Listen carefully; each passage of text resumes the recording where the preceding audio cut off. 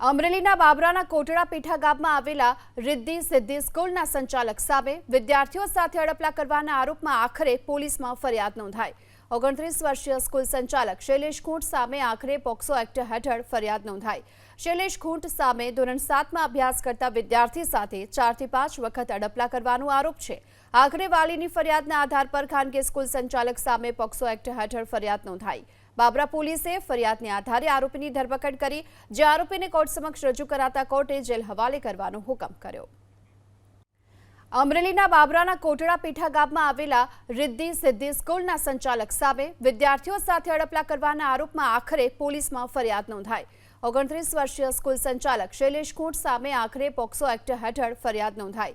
શૈલેષ ખૂંટ સામે ધોરણ 7માં અભ્યાસ કરતા વિદ્યાર્થી સાથે 4 થી 5 વખત અડપલા કરવાનો આરોપ છે। આખરે વાલીની ફરિયાદના આધાર પર ખાનગી સ્કૂલ સંચાલક સામે પોક્સો એક્ટ હેઠળ ફરિયાદ નોંધાઈ। બાબરા પોલીસે ફરિયાદને આધારે આરોપીની ધરપકડ કરી, જે આરોપીને કોર્ટ સમક્ષ રજૂ કરાતા કોર્ટે જેલ હવાલે કરવાનો હુકમ કર્યો।